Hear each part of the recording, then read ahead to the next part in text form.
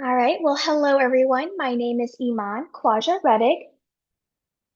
We are pleased that you could all join us for this week's lecture in Volume 11 of our No Neuropsychology didactic series that brings you lectures from experts in the field covering different topics each week.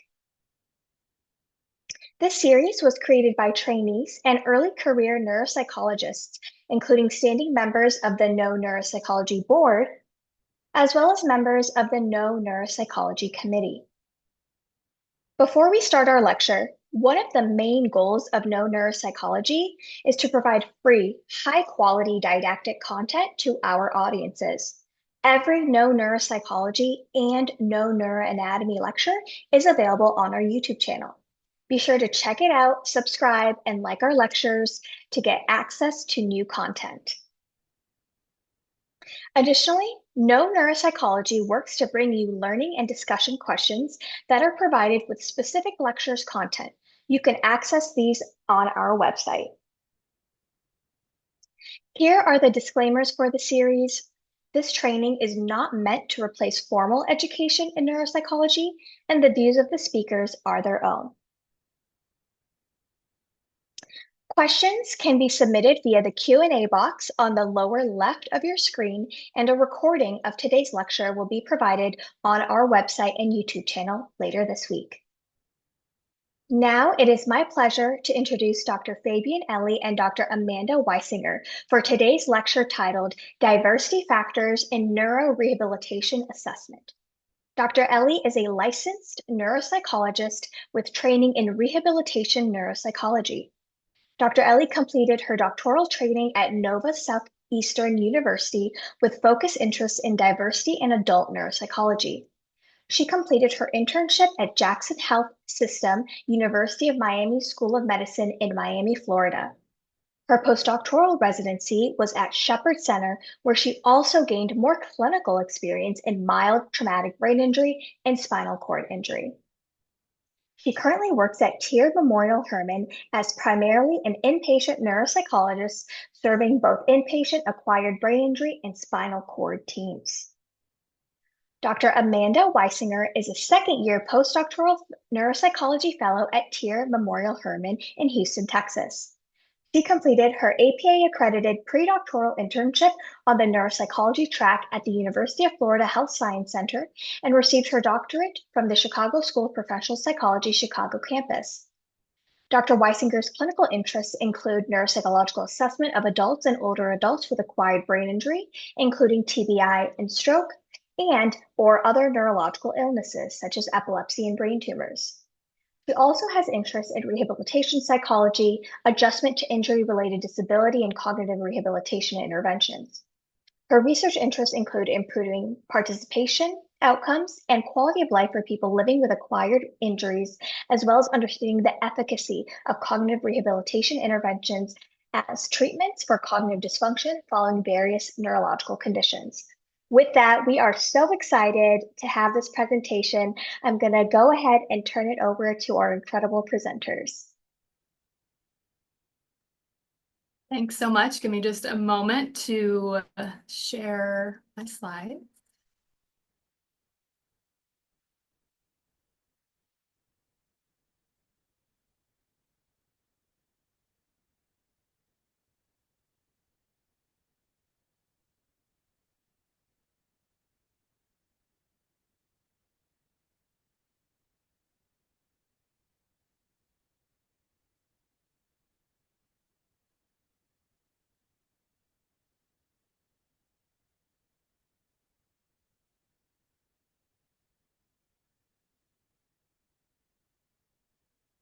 Okay. Everybody seeing the correct view?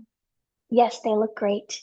Okay, thank you so much for that introduction. Before I turn it over to Dr. Ellie, I just wanted to acknowledge my own status as someone that is an able-bodied person.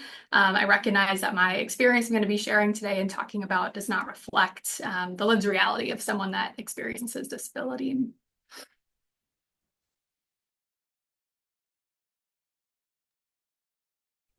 And I will say the same, no physical disability, especially as we talk about the next slide in the presentations as well. Next slide. Okay, so overall, going for the agenda today, what we hope to be talking about, one is diversity frameworks as we consider the case presentation, social determinants of health and the implications specifically for neurorehab and neurorehabilitation. And for these, I'll be touching briefly on disparities, health literacy, and discharge concerns from inpatient to outpatient. Then we'll transition to assessments of individuals with disabilities, available resources for assessment, as well as our case discussion. Next slide. Okay, so before we start overall, I'd like to highlight these two quotes from Judy Heumann. So Judy Heumann has been coined as the mother of the disability rights movement. So Judy Heumann was diagnosed with polio at 18 months old. And then following that, she became very involved in, well, obviously as an adult, very involved in the disability rights movement. And so at some point also served for the Clinton and Obama administrations. So these two quotes, and I'll read them out. One is, part of the problem is that we tend to think that equality is about treating everyone the same when it's not. It's about fairness. It's about equity of access. And the second one, accessibility and inclusion are not privileges. They are fundamental human rights. A society that excludes disabled people is a society that disables them. Okay, next slide. All right, so overall, we're going to be talking about the diversity frameworks. One is next slide, sorry. One is the DIAB. So this was proposed by an organization called the ABET or ABET, has been around since 1980, and it is an accreditation board for engineering and technology. So DIAB stands for diversity, which is all of the characteristics that make one individual or group different from another. Equity, which includes fair treatment, access, opportunity, and investment of all people. Inclusion, which is actively creating environments where all individuals feel welcome and supported. And accessibility has to do with like the physical environment in which people can work and making it so that everybody can fully use them, as well as belonging, which is a secure feeling of being valued within a society and making valuable contributions. And specifically, what I'd like to highlight here is the equality versus equity. So equality is making sure that we're providing equal support for everyone, and equity is making sure that we are adjusting that support based on needs, which is ideally, as we're working with our specific population, what we should all be striving to do. Next slide. The next is the social determinants of health. So the U.S. Department of Health and Services describes these as the conditions in the environments where people are born, live, learn, work, play, worship, and age, which then affect a wide range of health, functioning, and quality of life outcomes and risk. These may include things like access to safe housing and transportation, access to nutritious food and physical activity opportunities, access to education, job opportunities, one's level of income, whether patients are exposed to polluted air and water, as well as language and literacy skills. Next slide. And then the other one that I'd like to highlight is the Healthy People 2030 project. So this is measurable outcomes that the public health departments are putting all together to figure out, okay, how do we address some of these social determinants of health? This was started in the 1970s, I want to say. And it is typically a 10-year project. So the one from 2030 started in 2020. And these are measurable actions that can be taken. So some of these notable groups, and there are many, there are some for cancers, blood disorders, neurological disorders. So I'm just highlighting a few that may be relevant more to our work. One is the health communication and health information technology. One of their objectives is to make it so that more people have access to electronic records of their medical records, for example. Another one is the Disability and Health initiative. And one specifically is the social determinants of health, which is making it so that there are more access to physical areas where people can exercise, for instance. So if you want more information, please check out the website. Next one. So what does this mean for us in neurorehabilitation in context? Next slide, sorry. So neurorehabilitation for us may involve the interaction of physical, social, and economic environments. So helping, like if we understand how these social determinants of health impact rehabilitation, this may then help us with improving service delivery to our patients. So understanding health, understanding the social determinants of health may also help with making sure that people have access to and are better able to navigate the systems in which that we're delivering this care. So some factors worth considering is access to care. Are they able to access some of the recommendations that we're making? English proficiency and health literacy, physical and cognitive outcomes, and as well as physical ability status, which we'll be discussing more of, especially when we discuss the assessment case as well. Next one. So there are many articles out there that are covering specifically health disparities and health disparities in rehab. Usually they focus on what are the disparities in terms of receiving care, what is it in terms of equality of care, frequency, duration, and quality of care. So I will only highlight a few ones specifically for rehabilitation. And so some of these specifically for like racial and ethnic disparities is one to highlight is that individuals of lower socioeconomic status tend to have higher stroke incidence, higher mortality rates, and higher stroke severity and higher stroke post-stroke disability. So for example, Black individuals are 70% more likely to die after a stroke. However, white individuals are shown to have higher levels of care and rehabilitation post-injury compared to their counterparts. They are also tend to have higher functional scores by the time of discharge compared to their counterparts. They are more likely to be discharged to an inpatient rehabilitation. They're also more likely to be discharged to a skilled care facility. And overall, we consider inpatient rehab and outpatient and follow-up care. But overall, when it comes to about 1 year follow-up or further up follow-up, non-white patients are also less likely to be employed in school or engage in volunteer work following the injury. Next one. Some other demographic factors to consider is age. So older individuals tend to also be less likely to be discharged to an inpatient rehabilitation following an injury or a stroke. The other one is payer source. So some research has shown that patients would have non-commercial insurance, which would also imply lower socioeconomic status, also seem to have less options for discharge recommendation or discharge facilities that they can go to. And then a major one, especially for, at least where I'm at, Texas, where you consider rural versus urban areas, is geographic location. So this may involve reduced access to therapies, and specifically for stroke-related care, some may have less access to stroke-specific units or access to specialized health professionals who typically are more specialized in stroke care, for example. They may also have less access to therapies for stroke-specific resources, as well as decreased caregiver support, again, depending on the location and how long it may take to get to services.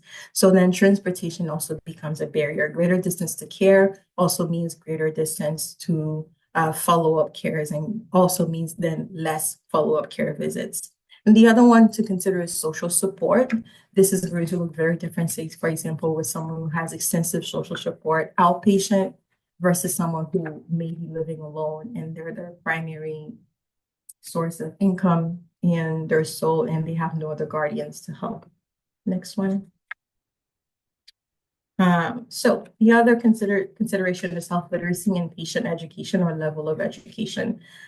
So one definition, so there is the concept of functional literacy, which is our ability to read, write, and speak. But there is also health literacy, which includes people's knowledge, motivation, and competencies to help with accessing, understanding, and applying health information. This also includes their ability to use this knowledge to make decisions regarding their health care, disease prevention, and health promotion. People with lower health literacy have been shown to have greater number of hospitalizations, greater number of emergency care, poor ability as well to interpret health pamphlets. So what does this mean for us, especially in the neuro rehab context, is to be able to understand our patients' health literacy. This may help us with making sure then that they can understand the education that we're providing. If we're addressing the ways we provide education to help them with understanding their condition, this may then help them with increased participation and engagement in therapies. It may also help them with managing how they make their decisions regarding rehabilitation facilities later on post-acute. So one example that comes up a lot, at least on inpatient, is deciding where to go for outpatient therapy. And so a lot of times we have to highlight, you want someplace that is going to offer neurorehabilitation, not just regular rehabilitation, say, for example, following an orthopedic injury. And some people may not know that ahead of time. The other one is, of course, this also helps us with improving secondary stroke prevention. Stroke prevention involves managing all of these modifiable risk factors like hypertension, exercise, diet. And so again, considering the patient's level of health literacy may help us with addressing these better. And as I was doing research, there are a couple of resources that I found in terms of assessing health literacy. If you want to extend that, one is HealthLit, LITT, and this is a computer-based resource. It is multiple choice questions, and then it asks about ways for them to interpret whatever information they're seeing on the computer screen. And then the other one is the European Health Literacy Survey Questionnaire. So again, if you're looking to formally assess it, these are some resources that may be helpful. Next slide. The other one is to consider the patient's language barriers and cultural factors.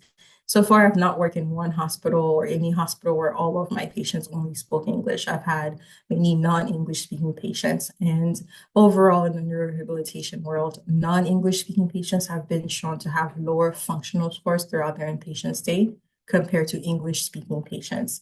They also tend to be more likely to be discharged home with home health. And so for the inpatient side, some of these factors that may be playing a part is the language barrier. So sometimes despite having an interpreter, if the interpreter is not as well versed with specific health terms, the patient may not be getting the same quality of health education as someone who may be English speaking. The other one is length of stay. So this was an interesting fact. With length of stay, it's been shown that implicit bias on the staff and the medical team's side may be affecting patients' length of stay if they are not English speaking, so that they stay in the hospital less. The other one is cultural factors. So cultural factors may affect how patients describe their pain, the relationship with their doctor, and how they follow or advocate for themselves.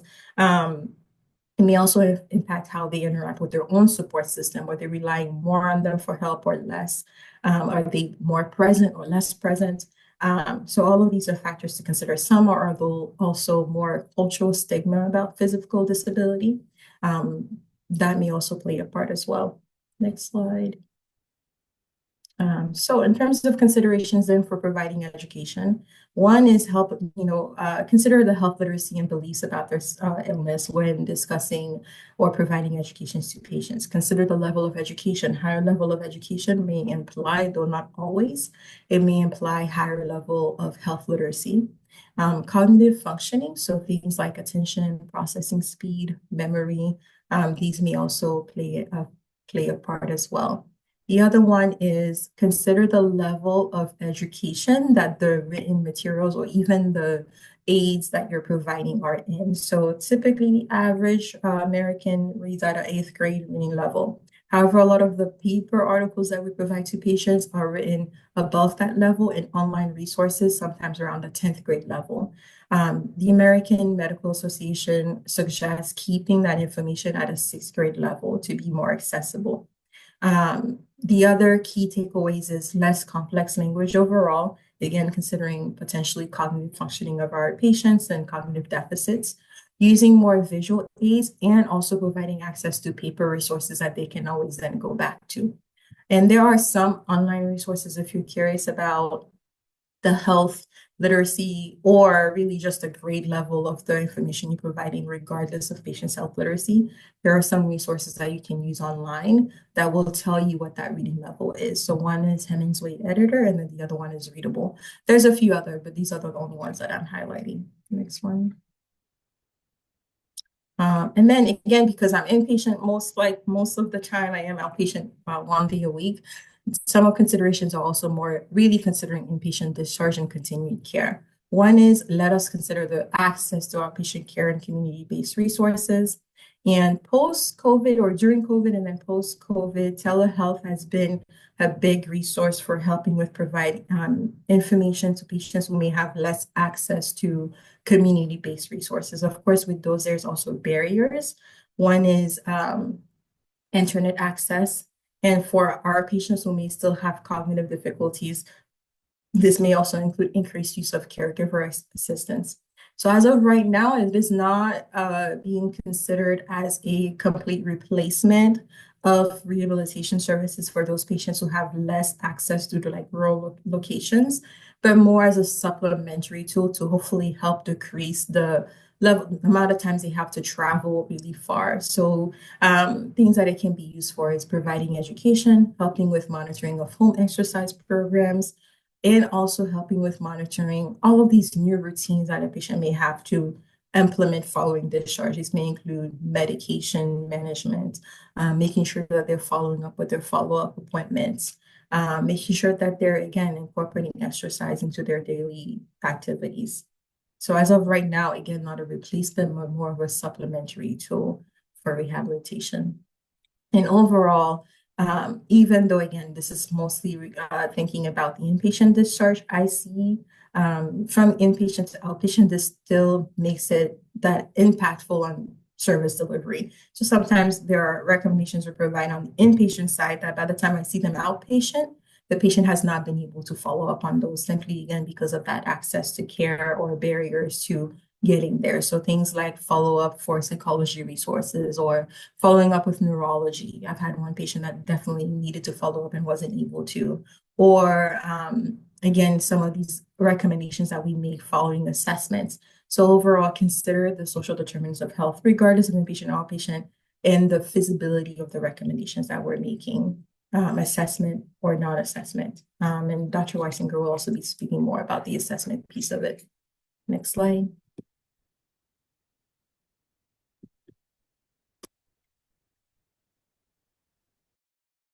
All right.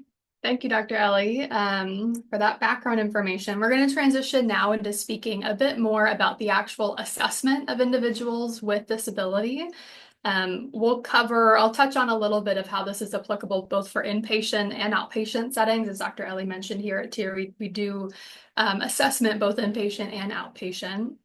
And I think it's worth highlighting kind of at this juncture before this transition, just that by the nature of neuropsychology, right, in this field, it's based in Western sort of able-bodied technology. It is really associated with the values, assumptions, and knowledge of sort of Westernized culture, right? A lot of what we do is paper pencil. A lot of things are timed. We love our norms, right? We love numbers, all those sorts of things. And some of that, we have to take with a grain of salt when we're doing these types of assessments. So I'll touch on that a little bit as I'm progressing through these slides here.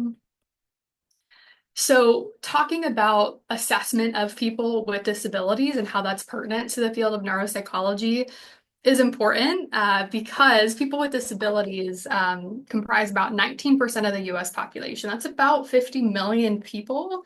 And people with disabilities, that it constitutes one of the largest minority groups in the state. So it's really important for our field to be cognizant of how to work with this patient population appropriately. And speaking from my own experience, right, most clinicians, most clinical psychologists that are progressing through doctoral programs and then choosing to specialize in neuropsychology, maybe we've had one, a diversity class, right, that might be a year-long course, but maybe there's one, maybe two lectures focused on disability and kind of what that means. You might have learned about the American with Disabilities Act, right, 504 plans, things like that. You might have learned a little bit more about intellectual disabilities or dementia. But most aspects of disability, physical disability, are really not included generally in graduate clinical programs. So having the opportunity to share a didactic like this is really meaningful. A lot of recent, this isn't as recent as I'd like it to be, but most clinicians, clinical psychologists might, acknowledge not knowing a lot about this population, feeling not as equipped to be able to treat this population, both in an assessment context, but also in an intervention context, right, a psychotherapy context. In terms of assessment specifically, disability status can impact all aspects of a neuropsychological assessment. It can impact our ability to collect accurate data, which we'll spend some time discussing. It also provides, context for interpreting the data that we are able to collect. And then it has impacts on the recommendations that we're able to generate and what's really useful and what's actually applicable for this patient population. So this can apply whether you're in an inpatient or an outpatient setting. Probably a little bit easier if you're inpatient, right? You have a lot of access to medical records and a little bit of time to spend going through those, but also in an outpatient context as well. Really wanting to ensure that you know the relevant information related to someone's disability going into that assessment. There's a lot of variability within disability generally that I'll touch on, but some common things that you're going to want to flesh out when working with these folks is the onset. The onset of the disability. A recent onset will have different needs, maybe than a congenital or even early onset. Getting more information about the nature, the etiology of the disability, and also wanting to get information about what adaptive strategies that person currently uses. That and not just that they're currently using, but to the extent that they actually find them beneficial or they're actually using it in their day-to-day life with some benefits. That will inform you as to potentially types of testing modifications that might be useful in your assessment.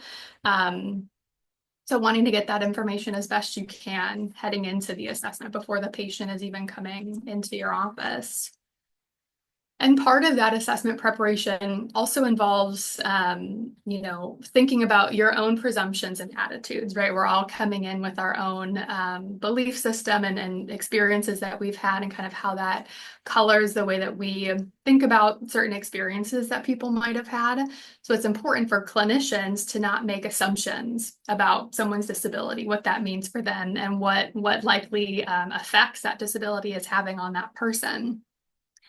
So there's a tendency to assume that someone that is, quote, blind or deaf for the medical record experiences total sensory loss, right? They can't see anything, they can't hear anything. So you might think that in a testing room, if there's really loud sound going on outside, this person is deaf anyways, they're not able to hear that. When in reality, most deaf and blind individuals do have some residual hearing or residual vision. And often what they are able to perceive is more distracting to them than it might be to someone that does not have that sensory impairment. And another sort of assumption that can be made is that someone that is blind will always require Braille, when in reality, again, there might be some vision, and they might just need to have they might be able to read if the stimuli is provided in large print or a different color, the inappropriate fonts that they're able to read. Also can't make the assumption that all deaf people communicate using ASL or are able to speech read, or thinking that someone that has a motor impairment will be able to participate in a more speech-based tasks or language-based tasks, assuming that motor impairment doesn't impact their ability to communicate verbally. And as you can see, just in providing some of these examples here, there's a wide range of abilities, even within groups, even within these disability groups. And so what I want to highlight is just how important it is to actually talk with the patient, talk with their caregiver, kind of get a sense of what the patient's preferences are, right? There's sort of in the deaf or hard of hearing community, there's sort of deaf with a capital D and then deaf with a lowercase d. So lowercase deaf tends to return to the actual medical condition of hearing loss, where capital deaf signifies a cultural, a social identity. It's a community that really shares a common language, typically American Sign Language experiences, social norms. So asking a patient if they identify with capital D deaf culture. Another presumption I don't have on this slide here, but it comes up a lot in clinical work, person first versus identity first language, right? It's important to ask a patient what their preference is. Do they prefer to be referred to as someone with autism or an autistic person? For some people, they view their disability as a central part of their identity. They don't want it to be separate, but you won't know if you don't ask. So the most important thing is to not make that assumption for the patient on what you think the correct answer is, but getting their own personal experience about it.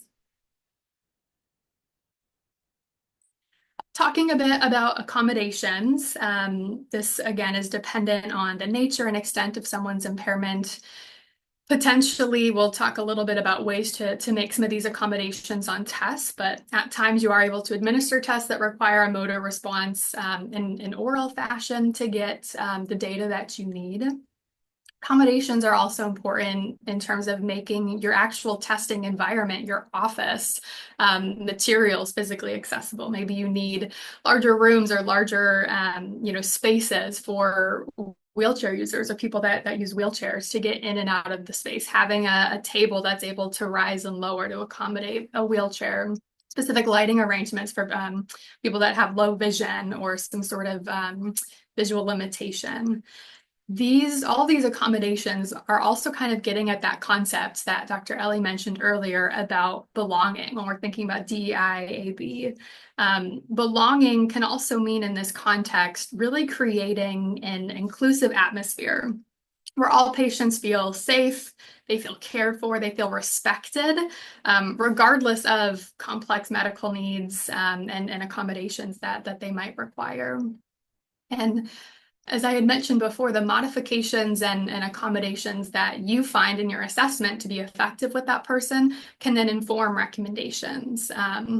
For example, if you're testing an individual that has motor limitations, but when you're giving them the ability to type on a keyboard their responses to tasks or, provide some sort of language output typing on a keyboard that maybe they haven't had access to, you might recommend getting them a keyboard or getting them access to a laptop or something like that to increase their communication. So when we're thinking about test selection, if we're kind of going through, the process of conducting an assessment, again, whether this be outpatient or inpatient, thinking about what you're doing before the patient is coming to your office, thinking about the nature of their disability, what you know about what accommodations that they're using, how you're going to make your space physically accessible for them. And then you might start thinking about what test you're going to use for this person, right? When we're going through a test battery, we're trying to answer the referral question, what tests are we going to be giving? As everyone on this call is probably acutely aware of, there are few tests designed specifically to accommodate the needs of people with disabilities. I'll highlight a few that are in existence, but not as comprehensive as we're able to do like a full comprehensive neuropsych eval via paper pencil with someone that's able to read, write, communicate verbally, see visual stimuli, all of those things.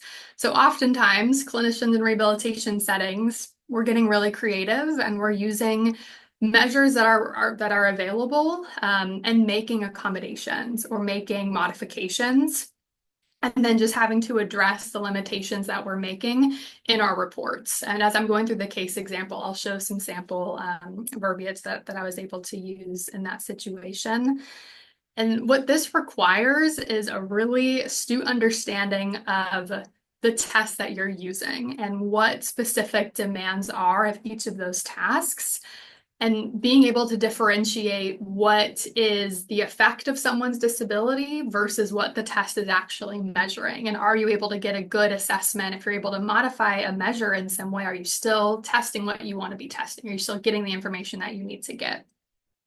And so it's up to you as the trained clinician to really ensure that that data that you're getting is reflective of the person sitting across from you, their skills, their abilities, rather than potential effects of their disability. So this is where that clinical acumen really comes into play, and it's really important to know the ins and outs of our tools and what we have available to us. And then after you've conducted your assessment, then you're going to start thinking about how you're going to interpret the data and put it all together into the report. Being able to describe the different modifications and accommodations that you use, that should be explicitly stated in the report, right? Much like if you were to conduct an assessment using an interpreter, right, you would provide that information up front. Obviously, breaking standardization does affect the validity of the normative data that's available to us. So that's something, again, that needs to be highlighted in the report. There's mixed research out there on the effects of test modifications on validity. But I do want to highlight this concept of construct irrelevant variance, and thinking again, how I mentioned before, that you really want to be sure that you're measuring, you're getting a good sense of what the test is actually meant to be measuring. Are you making a break in standardization, but you still feel like you're getting a good assessment of what you're trying to understand about that patient's ability? Because otherwise you can get this construct irrelevant variance, which is where there's a variance in test scores due to some other factor that's not related. That you're getting something that the construct isn't meant to be measuring, and so this can obviously lead to biased or inaccurate findings. So now that we've talked a little bit about kind of the typical flow, right, and how, that's pretty standard for neuropsychological practice, how can we adapt that if we're interacting with a patient that has some sort of disability? How does that kind of impact our typical day-to-day flow?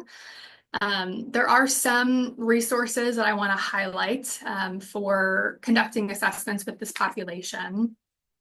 The first of which being, these were guidelines published by the American Psychological Association. These are freely available on the internet. It's a very long document, but it's an excellent resource.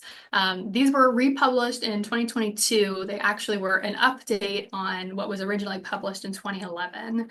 And this update includes heightened DEI considerations and adds a greater emphasis on focusing on someone's intersecting identities and being able to acknowledge disability status in the context of someone else's intersecting identities, and how that really plays out in clinical practice. And again, these from the APA, they do a nice job of encompassing, yes, assessment, but also intervention, right? As neuropsychologists, a lot of times we're providing education to patients or families, or a feedback session, or interacting with the medical team. So knowing not just how we're able to interact with this population in an assessment context, but the delivery of interventions as well is important. So this is a really nice resource that I recommend folks check out. And then another article that I want to highlight, this is something I refer to constantly. I have a printed out copy I keep at my desk on inpatient. I have an electronic copy on my computer I'm constantly pulling up. I have not found anything more updated. This is from 2007. If anyone does know of anything more updated, please back channel and let me know. But this is a really fantastic article that talks explicitly about conducting neuropsychological testing of people with physical disabilities. And why this is such a great resource to have is because it goes through specific types of disability, and it will talk about different modalities that can be used, and how that might manifest in an assessment type setting. It talks about different recommendations, adaptive equipment that might be really useful if you're not super familiar, if you're not working kind of in an inpatient interdisciplinary context, you might not be aware of some of those adaptive systems that are able to be accommodated for patients. So this has lots of several very helpful tables that I highly recommend folks check out. And then a couple other ones to highlight as well. This top one on the left is for visually impaired and blind persons. To my understanding, this is still used pretty consistently in the blind rehab space, which typically is in VA hospitals. And this is sort of an assessment that was developed by some of the same authors on that previous paper that I just showed, to be able to conduct essentially like a voc rehab assessment of someone with low vision or blind. And then the bottom right here, this is another sort of snippet from that paper on the previous slide that is showing if you're trying to, so it says, commonly used tests with deaf or hard of hearing individuals, and it shows the different area that you're trying to assess. So if the referral question is really specific to memory, right? What are potential memory tasks that you're able to administer that are not heavily dependent on being able to perceive visual stimuli? This gives you some ideas. Again, this is from 2007, so not the most updated, but you're able to be creative and use that clinical acumen to kind of get the gist of what the recommendation is trying to be. Again, it's truly an invaluable resource. I cannot recommend checking out that article highly enough. A few other resources I want to highlight. There was an excellent Navigating Neuropsychology episode a few years ago by Dr. Jennifer Reisman, who works clinically with this population. And then being on No Neuropsychology, there was also a wonderful No Neuropsychology presentation about conducting evaluations with deaf or hard of hearing individuals as well. So there are some snippets out there of some helpful information. I think it's important for all clinical neuropsychologists, whether this is a population that you work with day in and day out, like here at TIER in a rehabilitation context or not, just to be aware of that these patients might be presenting to you even in just an outpatient memory clinic. And it's really important to kind of know your tests and know how your tests are able to be used and aren't able to be used by the same token. A few other measures that I just want to highlight as well that people might be more familiar with. There's the brief test of adult cognition, the BTACT, the telephone interview for cognitive status, and then the MoCA blind. These are all measures that are validated to be administered via telephone. So there is no paper pencil component, there is no visual component. And so these pretty commonly administered. I know when I was working in a VA hospital, right? If there was ever any question of someone's physical ability status, paraplegia, quadriplegia, et cetera, give them a MoCA blind. That was kind of like the de facto. So there are some of these that exist. They are very brief, right? Again, this is not going to be answering a comprehensive clinical question. These are going to be quick and dirty, brief assessments of cognitive status. And then with that, I will quickly transition to this case discussion. So this is a case that I saw actually on our inpatient unit. I think it does a really nice job of highlighting, again, that sort of creative aspect and being able to utilize our tests in a non-standardized way, but being able to get good clinical information that was able to answer a referral question for our team here on inpatient. So this was a 34-year-old white left-handed female. She was partnered. She was an MD. She was an ER physician who experienced a left pontine hemorrhage secondary to CVM. So when she presented to us after she was medically stable, behaviorally, she was nonverbal. She was not able to produce language. She had severe left facial palsy. She's also experiencing right-sided hemiplegia as well as left upper extremity ataxia. So she was able to use that left extremity, but the ataxia was prominent. She was a wheelchair user.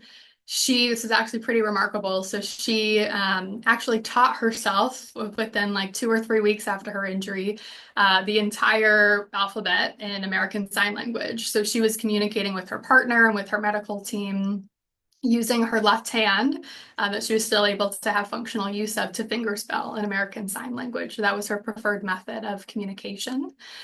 She wore glasses. The left lens was occluded because she was experiencing some double vision. So the referral question from the team was, what is her cognitive status, right? Pretty common question here on the inpatient unit. And we're used to giving an O-log, COG-log, right? Kind of a quick, dirty assessment. But with a patient like this that had, she was unable to express herself verbally, she had limited ability to, write paper pencil or to use both extremities, the COG-log was not able to be administered in full. So kind of our key cognitive assessment was out the window. And here on an inpatient rehab unit, assessing someone's cognitive status and cognitive ability is a key element of their treatment, their ability to participate in treatment, as well as discharge planning, right? Where are they going to go next? How do we know kind of what their understanding of their injury is, understanding of what limitations that they are, safety, planning, all those sorts of things. It actually had come up in our rounds here that a patient like this might be, quote, untestable. We just might not be able to do any testing with her to figure out, what her cognitive status is. Didn't really sit right with me. I knew that there was something that we would be able to do. So what happened was I got creative. I was able to think about the tests that I know, the tests that I'm very used to giving, how can I adapt some of those to be conducive to the patient's communication system, right? I know that the patient's able to use her dominant left hand and she can show me numbers, right? She can hold up 5 fingers. There's a bit of ataxia going on, but she can do that very reliably. She was also able to shake her head yes and no. So I'm able to get a yes, no response. I can get some numerical responses, right? So I also had to take into account that even if I am modifying some of these tests, it didn't feel particularly fair to give her a time component, right? Because, she does have this ataxia going on. This response style is definitely more labored than someone else that's just using paper pencil or being able to verbally tell me yes, no, things like that. So thinking about what tests I can use that are able to accommodate this communication system, and also how can I modify it kind of without that time component. So thinking about things like processing speed, right? That just might not be something I'm able to evaluate, but are there other aspects of cognition that I can be able to answer and talk to the team about? So I'm just going to show sort of what this was the battery that my supervisor and I were able to decide on. So thinking through, thinking through the different types of tests, like I had said, that are conducive to her communication system. So thinking through tests that are for matrix reasoning, for example. She's able to show me with her fingers which number she's selecting. Visual puzzles was the same. I did not time either of those. So that was something that when I kind of show the caveat, sort of the disclaimer that I put in the report, that's taken with a caveat that the normative data, the test is meant to be timed. I did not time it. So just kind of explaining that in detail. But a lot of these other, tests that she was able to be administered, she was able to do via her communication system. Yeah. Let's see. So again, I had to sort of put a caveat in that I'll show on the next slide about the limitations, just that I was doing this, a lot of these tests were administered in an unstandardized fashion. Normative data not consistently able to be used, right? And comparison to demographically matched peers is limited because again, a lot of these were administered in an unstandardized fashion. But what I will say is that I don't have this particular patient's data summary sheet in this presentation, but everything was average or better. I would expect, an emergency room physician to have probably an above average premorbid. So I can at least tell her that, everything was average or better. I felt comfortable in that, even knowing that this was an unstandardized assessment. That still felt like good, meaningful data for her and for the team as well.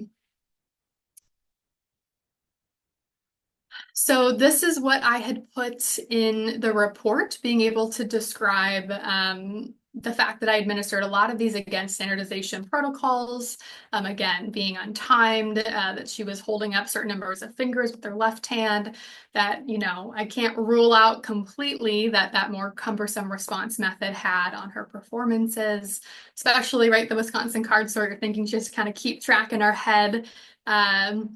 1, 2, 3, 4, what that all meant, holding up her fingers, she still, did exceptional on that test. And for PHQ and GAD-7, she held up a number with her finger, and I indicated her response on that as well.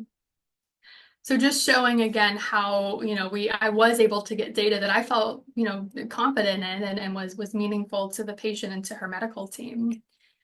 So after being able to put all that together, write up the report, then you're going to think about recommendations, right? That comes after you kind of figure out what the diagnosis is, right? Or what kind of the etiology is, what your findings were. In terms of a rehabilitation context, number one recommendation, you just have to be creative. I'll give some examples of what I recommended this patient in particular. But you also have to talk to the patient, right? Like Dr. Ellie had said, we can't make assumptions about what someone has access to. If you're making a bunch of recommendations for websites, the patient doesn't have access to a computer or can't use a computer, right, because of some sort of visual stimuli difficulty. probably not going to be the best recommendation, right? So talk to the patient, listen to what the patient is telling you, and kind of make informed decisions about what might actually be useful. And then leverage that information that you gathered from your assessment. What did you notice when the patient was working with you? What were they able to use? What were they not able to use? Kind of be able to put that into the recommendations, utilize that. And then another essential resource is the Job Accommodation Network, askjan.org. This actually has resources both for individuals as well as providers. You can actually click on an alphabetized list A through Z of different disabilities. There's something there for dementia, aging, epilepsy, all different sorts of things. And if you click on it, it will give you specific recommendations for the workplace environment. And so this that I pasted here, this is an example of a workplace recommendation for someone that has low vision, but has a job that requires access to a computer. So this is going through some different things that their workplace either might be able to provide or that they might be entitled to based on the ADA, American with Disabilities Act, and things like that. So it's a really, really excellent resource that I recommend clinicians check out. And also you can explore it with your patients as well and have them become familiar with what that looks like. For the patient that I was just discussing in particular, I wanted to spend some time talking with her about assistive devices and technology. So AAC devices, these are speech generating devices that can help improve communication, speech, by allowing individuals to communicate in different ways. So these were just a few of the examples that I had provided with her. I also was collaborating with the patient's occupational therapist here on the inpatient unit about getting access to some of these, so where the patient is able to try to type one-handedly and then have speech be produced that way. This was, again, a physician. She was highly intelligent, very bright, liked being kept up in the know. She was always watching the news whenever I was in her room. And so this TalkPath News is a free app. It reads all different sorts of articles out loud, and then people can kind of test their comprehension afterwards. She really enjoyed that a lot. And then, as you might imagine, someone that was highly physically able before having this catastrophic injury, she was reporting significant depression as well as anxiety. And so thinking about, I can't just put a recommendation in this report for her to see a therapist, do talk therapy, right? She's nonverbal. So having to get creative about making a referral to our local aphasia recovery center that offers some resources, both group and individual services for people that are varying levels of expressive aphasia. And also I found out, kind of working with this patient, that psychologytoday.com, you're able to filter based on people that provide telehealth services. This patient in particular was working in a rural was living in a rural area.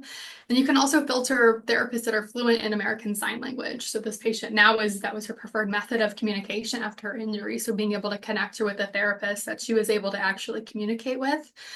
And then I also made a referral for a local art therapy association here in Texas, thinking about non-traditional, outside of the box modalities for therapeutic relief that aren't necessarily linguistic or conversational based, books, art, things like that.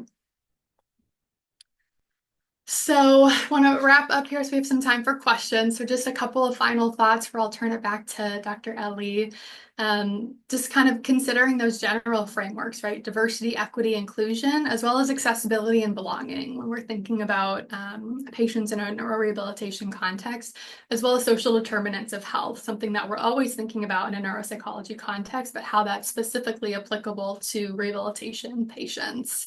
And thinking through the implications of someone's health literacy status when you're providing different recommendations to patients and families and providing some of that education as well.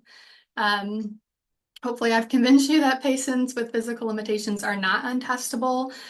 We are highly trained clinicians that are able to modify and adapt and think about our tests in a novel and creative way, while still kind of preserving what the tests are meant to be tapping into, but thinking about how we can adapt that to better accommodate the needs of someone with various levels of disability. And then hopefully future work will develop normative data for testing protocols that can be used for people with disabilities. So actual specific norms for these patient populations.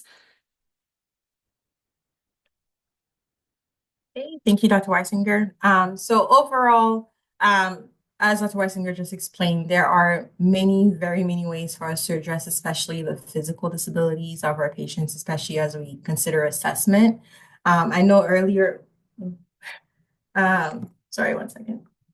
There we go. I know earlier I was talking a lot about all of these disparities, both racial, ethnic, age, and all of these things that may cause barriers specifically to our work. So some of these barriers may not be within our control. However, there are some that are, especially the way that we deliver care and the quality of care that we provide, as Dr. Weisinger just explained, especially with assessments and thinking outside of the box. And then there's additional resources that we may be able to provide our patients to help address some of these other barriers that they may face either when they leave us or again, as they're transitioning to a different area or just in case of education to even family members. So I'll highlight a few of these. One of them is the Rehabilitation Services Volunteer Project, which is the RSVP clinic. So this is really at this point right now accessible only in 3 states, Georgia, Texas, and Colorado. And what it is it's an outpatient rehabilitation clinic specifically for those who are uninsured. In Georgia, I know it's once a month, in Texas is twice a month. And these patients can come in and receive services. And the services that they receive are varied. This could include access to a physician, nursing, case manager, PT, occupational therapy, physical therapy, speech therapy, peer support even, as well as some access to durable medical equipment that they need or updates or upgrades that they may need. The other one is the Brain Injury Association of America. So I provide the larger website, which is just a national website for helping with general information as well as location of a local chapter. And I like specifically I like referring my patients or my patients' family members specifically to the local chapter. And especially for some of these local chapters will offer caregiver support groups that patients' family members may be able to access virtually. Which again, once they leave, depending on where they are, this might be very limited resources for them in the community. So having the online support that they can access while still providing care to the patients may be helpful. The other one, this is more specifically to the United Spinal Association, is specifically for people recovering from spinal cord injuries. And again, in terms of caregiver support groups, as well as support groups with patients or others who are recovering from spinal cord injury, I like to point my patients to that website.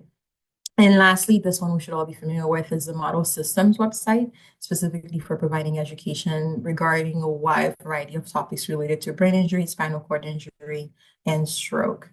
And Dr. Weisinger already mentioned AskJam.org as well. So all of these are hopefully available and helpful resources for everyone.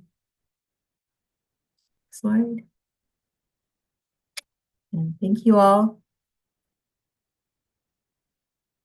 Thank you both so much for this fantastic presentation. I formerly worked on the inpatient rehab unit with pediatric patients, so this just got me so excited and just energized. And I really appreciate in your discussions just addressing highlighting the importance of addressing barriers to persons with different levels of ability and disability status, especially given the fact that I think you mentioned that about 19% of the U.S. population fall into that category. And thinking about the accessibility and feasibility of the resources we're providing and what that can look like in assessment, I think that's huge. I think about the multidisciplinary aspect that Dr. Weisinger, you highlighted in terms of collaborating with occupational therapy. That's just helps us be able to understand these patients on a deeper level and be able to provide even better recommendations. And I remember working with our speech language pathology colleagues to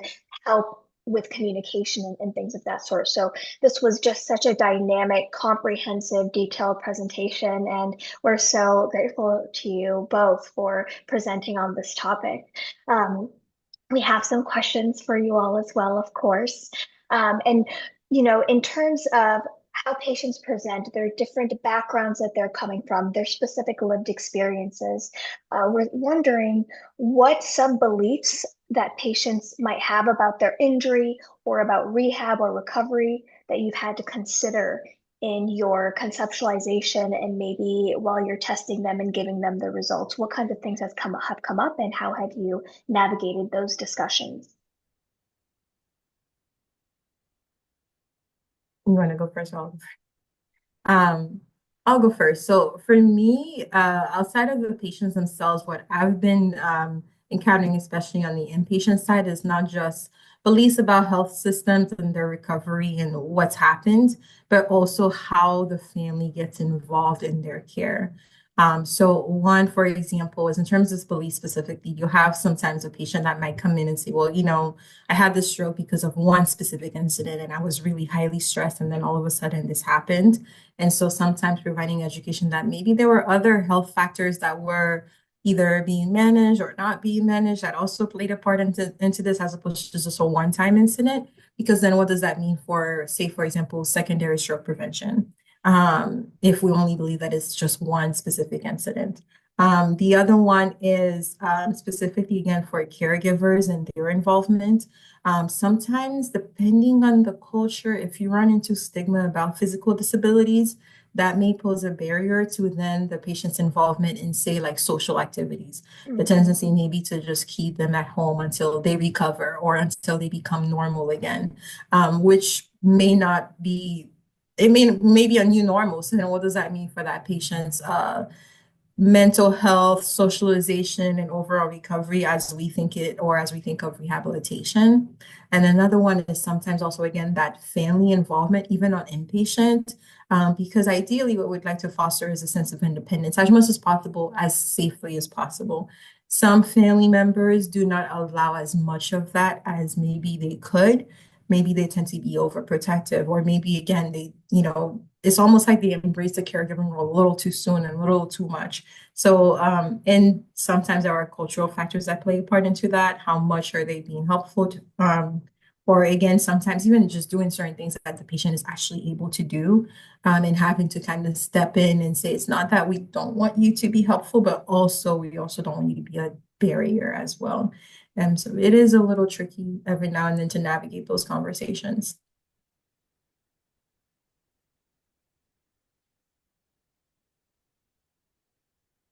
Thank you so much for sharing. Dr. Weisinger, is there anything you wanted to add to that? No, that was well said. Yeah. Mhm. In terms of the case that you shared too, I think that was a phenomenal case example in which this patient was able to still have some independence. Of course, it looks different now, but just the types of recommendations you were able to provide in terms of therapy and making sure that it is going to be tailored to what is actually accessible. I think that's a big part of it as well. Another question we had were, and you touched on this, but just asking a little bit specifically about your process. What types of questions might you ask patients to assess their accessibility to transportation and technology? Yeah, I mean, it's, the the best questions I find in those situations are just like the most basic ones, right? Like just asking up front, you might assume that someone would, if they're not able to drive themselves, that they live with someone that is able to drive them, right? But a lot of times, as Dr. Ellie's mentioning with families, right, that's a whole other complicated dynamic. A lot of families are working full time after someone's injured. They're not able to be home with the patient. And so thinking about what transportation needs are there, not just relying on things like Uber or Lyft, right? You need accessible vehicles. And so wanting to get a better understanding of that. And, with that also comes the added sort of components of, is the patient able to schedule that on their own, right? Here in the state of Texas, we have something called MetroLift, right? You can call ahead and schedule a ride, but sometimes patients need assistance with that as well. And then remembering that they also need to schedule a ride to get back home from their appointment as well. So a ride there, a ride back. And then in terms of, technology, definitely not making the assumption that everyone has access to a computer or a smartphone. And if they do, that they're able to reliably use that, right? They might not be used to using a search engine to Google a question like we're all so used to these days. Do they have access to a public library, or do they have access to an iPad or a tablet or a family or friend that has that? Just asking those questions. And again, never making any assumptions about what a patient does or does not have, or does or does not have the ability to do as well. In my experience, you can never over ask those questions. It's always better to err on the side of asking to confirm rather than making an assumption and finding out that your assumption was wrong. Absolutely. And thank you both for highlighting just the dynamic process that goes into this type of assessment, because I think something that seems really automatic is, you have to schedule to have the pickup, but you also have to schedule to get to the appointment. And then what about getting home afterwards? And that's a level of executive functioning, right? That may come automatic in general, but if you're working with a patient with a brain injury, that's something that you have to be mindful of. And is this individual at a point where they're thinking about having that forethought and that planning as well? And how do you kind of work with them around that? But otherwise, thank you so much for staying over the hour. And we are so happy to have you both. And again, just thank you so much for your time and sharing your expertise. I hope you both have a great day and a wonderful week. And thank you as well for monitoring, and same to you all. Have a great week. Yes, thank you. And please do not hesitate to reach out to me via email with any questions or additional resources that you might have. Thank you.